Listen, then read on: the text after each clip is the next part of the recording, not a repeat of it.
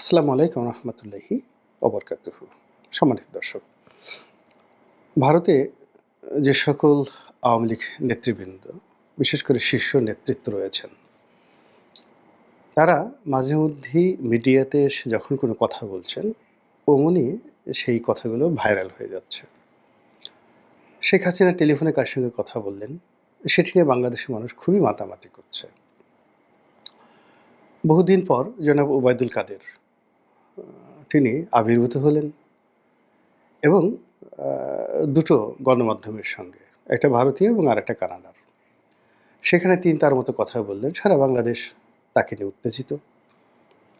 আওয়ামী লীগের একজন মন্ত্রী জনাব সমরেজল করিম, তিনি ইংল্যান্ডে বসে একটা বক্তব্য দিলেন কিভাবে তিনি বাংলাদেশ ছেড়েছেন এবং তার সেই বক্তব্যকে কেন্দ্র করে সারা বাংলাদেশ উত্তাল, পক্ষে বিপক্ষে, ইচ্ছাই হোক অনিচ্ছাই হোক আমরা আলোচনা করছি, শুনছি।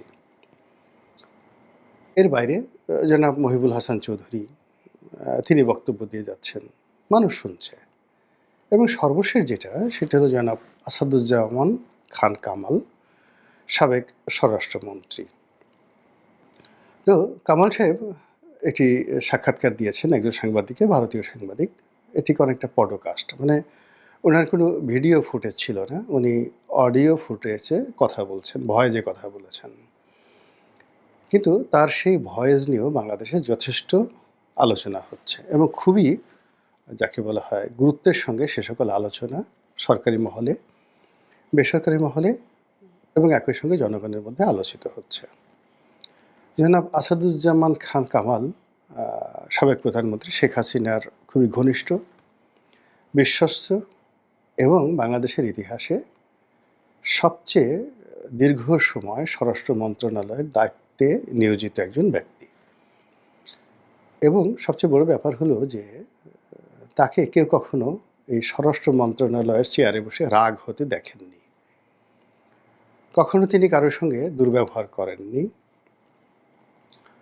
তারপরে ওই চেয়ারে বসলে মানুষের রাগে চোখ দুটো গোলগাল হয়ে যায়, হাত উঁচু হয়ে যায়, যাকে তাকে হুমকি ধামকি দেওয়া অভ্যাসে পরিণত হয়ে যায়। তো সেই জায়গাগুলোতে তিনি ছিলেন একেবারে ধীর স্থির শান্ত।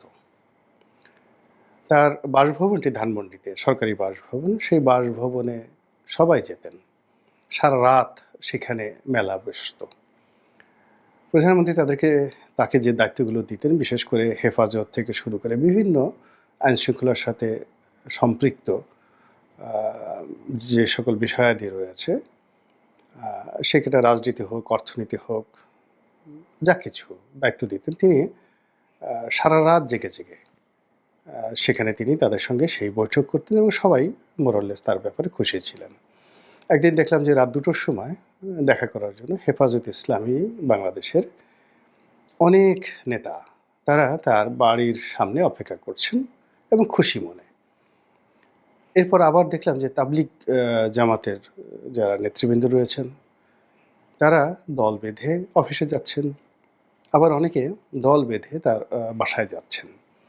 তো দল বেঁধে বাসায় যাচ্ছেন এবং কথা বলতে বলতে বলতে বলতে দেখা গেল যে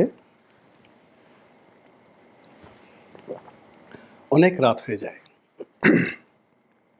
তো অনেক রাত হওয়ার পরেও কিন্তু তিনি ধৈর্যহারা হননি কারোর প্রতি। তারপর পুলিশ কর্মকর্তা যারা আছেন তারা তো সেখানে নিজেদের বাড়িঘরই বানিয়ে ফেলেছিলেন, সেখানে যেতেন।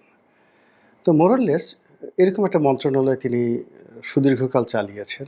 সেখানে ঘুষ, দুর্নীতি, অন্যায়, অনিয়ম তিনি যতদিন ক্ষমতায় ছিলেন ততদিন পর্যন্ত আসেনি। এটা তার কৌশল হতে পারে, এটা তার বুদ্ধিমত্তা হতে পারে, অথবা তিনি আসলেই সৎ হতে পারেন। কিন্তু তিনি চলে যাওয়ার পর তার বিরুদ্ধে অনেকগুলো বদনাম মার্কেটে আছে, এটা অস্বীকার করার উপায় নেই। তিনি কারওয়ান বাজার থেকে চাঁদা গ্রহণ করেছেন, পুলিশের নিয়োগ বদলিতে তিনি টাকা নিয়েছেন, তার একটা সিন্ডিকেট ছিল এবং তার একজন এপিএ ছিলেন যার কারওয়ান বাজারে একটা অফিস ছিল, সেখানে বসে তিনি এরকম লেনদেন করতেন। এই সকল ক্ষমতা থেকে চলে যাওয়ার পর তা আমাদের দেশের একটা চরিত্র হলো যে মানুষ যখন ক্ষমতাধর থাকে তখন তাকে দেবতার মতো শ্রদ্ধা করে, আর ক্ষমতা থেকে চলে যাওয়ার পর তাকে লোকজন যে যেভাবে পারে অপদস্থ করে, অপমান করে এবং তার বিরুদ্ধে বদনাম রটনা করে। এখন জনাব আসাদুজ্জামান খান কামাল তিনি অসংখ্য মামলার আসামি। শেখ হাসিনা, ওবায়দুল কাদের এবং জনাব কামাল এই ৩ জনের প্রতি জুলাই আগস্ট বিপ্লবের যারা অধিকর্তা তাদের নিদারুণ ক্রোধ রয়েছে, ক্ষোভ রয়েছে। ফলে কি হলো, জনাব কামাল তিনি যত সুকৌশলে তিনি তার মন্ত্রণালয় চালিয়েছেন তার চেয়েও কৌশল অবলম্বন করে তিনি যেভাবে নিরাপদে ভারতে চলে যেতে পেরেছেন, এটা অন্যান্য স্বরাষ্ট্রমন্ত্রীর জন্য একটা যাকে বলা ব্যতিক্রমধর্মী উদাহরণ। যারা অতীতে ছিলেন তারা যদি মরে গিয়ে থাকেন তারা সেখানে গিয়ে জনাব কামাল সাহেবের এই কৌশলকে স্মরণ করতে পারেন। এর কারণ হলো বাংলাদেশে যারা স্বরাষ্ট্রমন্ত্রী হয়েছেন প্রায় সবাই জেলে গেছেন, সবার জীবনই অভিশপ্ত হয়ে পড়েছে, সবাই মার খেয়েছেন। অতীতে আপনি জানেন যে মোহাম্মদ নাসিম স্বরাষ্ট্রমন্ত্রী ছিলেন, বিএনপির যারা যারা ছিলেন, সেই আব্দুল মতিন থেকে শুরু করে আর অনেকে, এই যে লুৎফুজ্জামান বাবর, আলতাফ চৌধুরী, মানে সবার জীবনই কিন্তু তছনছ হয়ে গেছে। এই একজন ভদ্রলোক তিনি জীবনের শেষ দিন পর্যন্ত দাঁড়িয়েছিলেন আর এখন পর্যন্ত তিনি দাঁড়িয়ে আছেন। আমি ব্যক্তিগতভাবে তাকে চিনতাম, এ কারণ হলো পার্লামেন্টে আমরা পাশাপাশি বসতাম। আমার সিটের ঠিক ১ সিট আগে তিনি বসতেন। তো আমাদের সঙ্গে কথা হতো, ভাব বিনিময় হতো। তিনি আগের থেকে ধীর স্থির এবং মানুষকে সম্মান করা ওই সময়টাতে তার একটা অভ্যাসে পরিণত হয়েছিল। আমরা বয়সে নবীন ছিলাম, দুরন্ত ছিলাম, আর দলের মধ্যে যেহেতু একটা গ্রহণযোগ্যতা ছিল, এই কারণে আমাদের খুব স্পিরিট ছিল। তো এটা দলের অনেক শীর্ষ যারা নেতৃত্ব, আওয়ামী লীগ বলেন, বিএনপি বলেন, জামাত বলেন, যাদের দলের শীর্ষ নেতৃত্বের সঙ্গে একটা ভালো সম্পর্ক থাকে তাদেরকে সবাই তোয়াজ এবং তদবির করে। তো যার জন্য আমারও ওই জিনিসটার সুযোগ হয়েছিল, অনেকেই তোয়াজ তদবির করতেন। তো সেই দিক থেকে জনাব কামাল সাহেব উনি এরকম ছিলেন না। উনি স্বাভাবিকভাবে কথা বলতেন, তারপর শেষে সালাম দিতেন, সালাম নিতেন। আমরা একসঙ্গে নামাজে যেতাম। মাঝে মধ্যে আমি দুষ্টামি করতাম তাকে। একেবারে ২০০৯ সনের যে ফার্স্ট পার্লামেন্ট হতো, তো আমি দুষ্টামি করতাম, কী ভাই আপনি এরকম ঘাড় বাঁকা করে হাঁটছেন, আপনার হাঁটা চলার মধ্যে একটা মন্ত্রী মন্ত্রী ভাব চলে এসেছে। সে তখন মন্ত্রী হয়নি। তো তিনি খুব হেসে দিতেন, হেসে দিয়ে বলতেন, রনি ভাই কী যে বলেন, লিডার কী যে বলেন, এত বিনয়ী ছিলেন। আমার মতো ছেলেকে তিনি ভাই বলে সম্বোধন করতেন, মাঝে মধ্যে লিডার বলতেন, এরকম। তো একবার উনি তো একজন মুক্তিযোদ্ধা ছিলেন। তো মুক্তিযোদ্ধাদের একটা অনুষ্ঠান ছিল আগরতলাতে। তো আমি একদিন বললাম যে আমার খুব ইচ্ছা আগরতলাতে যাব। যেহেতু মুক্তিযুদ্ধের সময়টাতে আগরতলাকে কেন্দ্র করে অনেক কিছু হয়েছে, আমি এর আগেও আগরতলা গিয়েছি, কিন্তু এই মুক্তিযুদ্ধ কেন্দ্রিক আলোচনাগুলো কেমন হয়, আই হ্যাভ মাচ ইন্টারেস্ট। তো উনি আমাকে বেশ কয়েকবার বললেন যে, রনি ভাই আপনি যে যেতে চেয়েছিলেন চলেন, যাই। কিন্তু যে কোনো কারণে আমার যাওয়া হয়নি। তো পরবর্তীতে উনি যখন মন্ত্রী হলেন, মন্ত্রী হওয়ার পর ওনার সঙ্গে আমার আসলে একদিনই কথা হয়েছিল অন্য একটা বিষয়, কিন্তু এর বাইরে ওনার সঙ্গে আমার কখনোই কথা হয়নি। কিন্তু যেহেতু তার সঙ্গে আমার একটা ভালো সম্পর্ক ছিল, তো তিনি ওই পদে আছেন, আমার একটা কমফোর্ট জোন ছিল। তো যাই হোক, তিনি এখন চলে গেছেন। তার বিরুদ্ধে যে সকল কথাবার্তা শুনছি, সঙ্গতের কারণে আমি আঘাতপ্রাপ্ত হচ্ছি, কষ্ট পাচ্ছি। আবার রিসেন্টলি তিনি বক্তব্য দেওয়ার পর সামাজিক মাধ্যমে এটা যে ঝড় হচ্ছে, আমার কাছে মনে হচ্ছে যে এটা নিয়ে কিছু কথাবার্তা বলা দরকার। আমার কাছে যেটা মনে হচ্ছে যে জনাব কামাল তিনি ওই যে সাক্ষাৎকারে তাকে পরিচয় করে দেওয়া হচ্ছে তিনি আওয়ামী লীগের একজন শীর্ষ নেতা।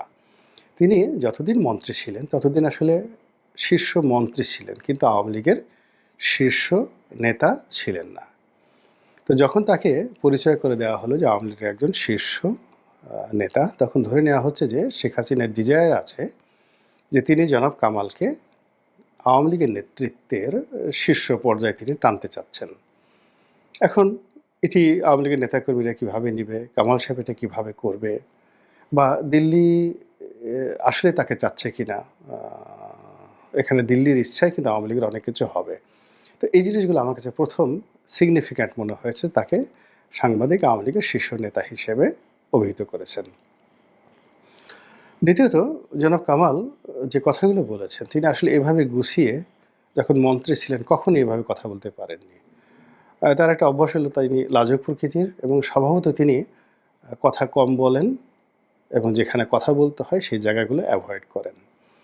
এমনও দেখা গেছে যে তিনি যেখানে কথা বলতে হবে সেই কথা বলা অ্যাভয়েড করার জন্য তিনি হয়তো তার পিএস, এপিএস বা কোনো পুলিশ কর্মকর্তা অথবা তার কোনো পরিচিত সাংবাদিক তাদেরকে তিনি ব্যবহার করেছেন যে লেটস টক। তা মানে তার প্রতিপক্ষ হোক বা তার সঙ্গে যার নেগোসিয়েশন করা দরকার তার সঙ্গে কথা বলা দরকার হোক তিনি সরাসরি আসলে কথা বলা, নেগোসিয়েশন করা বা আমাদের যে দুটো শব্দ রয়েছে চালাকি করা, ফজলামো করা, এই জিনিসগুলো তার মধ্যে নেই। তো সেই তিনি কথা বলতে এগিয়ে এলেন এই প্রথম। তার পিছনে নির্দেশনা না থাকলে, তাগিদ না থাকলে এবং কোনো যদি মিশন এবং ভিশন না থাকতো তাহলে তার যে এই সুদীর্ঘ জীবন যেখানে তিনি কখনোই কথা বলেননি, কথা বলাটা তার কাছে ফেভারেবল নয়। যেমন ধরুন আমার কথা বলাটা অনেক আগের থেকেই খুব পছন্দনীয়। এখন হঠাৎ করে যদি আমি কথা বন্ধ করে দিই, এটা কিন্তু একটা যাকে বলা হয় ধরে নিতে হবে যে এর মধ্যে একটা উদ্দেশ্য রয়েছে। তো কামাল সাহেব কথা না বলা মানুষ, তিনি যখন হঠাৎ করে কথা বলেছেন, এই কথা বলার পেছনে শেখ হাসিনার গ্রিন সিগন্যাল আছে, দিল্লির গ্রিন সিগন্যাল আছে এবং তাকে কেন্দ্র করে একটা কিছু হচ্ছে। থার্ডলি যেটা মনে হচ্ছে তিনি কথা বলেছেন এবং কথা বলতে গিয়ে আমি দেখলাম যে তিনি যথেষ্ট প্রস্তুতি নিয়ে কথা বলেছেন। তারপর তার কথা ছিল পয়েন্টিভ। তারপর তিনি অনেকগুলো বিষয় খুব সুকৌশলে এড়িয়ে গিয়েছেন। অনেকগুলো বিষয় যেটাকে বলা হয় রিগ্রেট, জিনিসগুলো ভালো নয়। সেই জিনিসগুলো তিনি খুব সুকৌশলে সেগুলোকে মোকাবেলা করেছেন। অনেক বিষয়ে নিজেকে দলকে রিনোভেট করার চেষ্টা করেছেন এবং তিনি যে আগামীর একজন নেতা সেটাকে প্রমাণ করার জন্য যে ধরনের কমান্ডিং ভয়েস দরকার, যে ধরনের দূরদর্শী বক্তব্য দরকার, যে ধরনের অথরিটিয়ান কর্তৃত্ববাদ দরকার, ঠিক ওইরকম একটা কর্তৃত্ব তিনি তার সেই বক্তব্যে তুলে ধরেছেন। কিন্তু আমার কাছে একেবারে সর্বশেষ এই ভিডিওর যে বিষয়টি খুব অ্যালার্মিং মনে হয়েছে সেটি হলো তিনি বলেছেন যে বাংলাদেশ এখন যে অবস্থা চলছে সে অবস্থা থেকে রেহাই পাওয়ার জন্য দলের জন্য অর্থাৎ আওয়ামী লীগের জন্য এবং একই সঙ্গে দেশবাসীকে মুক্ত করার জন্য দরকার হলে যুদ্ধ করবেন তিনি। আওয়ামী লীগ যুদ্ধ করবে এবং অস্ত্র হাতে ডাইরেক্ট আরেকটি মুক্তিযুদ্ধ করবেন। যেমন ৭১ সালে মুক্তিযুদ্ধ হয়েছিল, সেই মুক্তিযুদ্ধটা চলে গেছে আবার পাকিস্তানের হাতে বা অন্য কোনো শক্তির হাতে। তো কাজেই তাদের বিরুদ্ধে যুদ্ধ করার জন্য আবার তারা প্রস্তুতি নিচ্ছেন। তো এটা যখন জনাব আসাদুজ্জামান খান কামালের বক্তব্য আমরা শুনলাম পডকাস্টে, ঠিক সেই সময়টাতে দেখলাম যে বেশ কয়েকটি ফটো কার্ড ব্যবহৃত হয়েছে। সেখানে বলা হচ্ছে যে জনাব আসাদুজ্জামান খান কামাল বাংলাদেশে আছেন কি?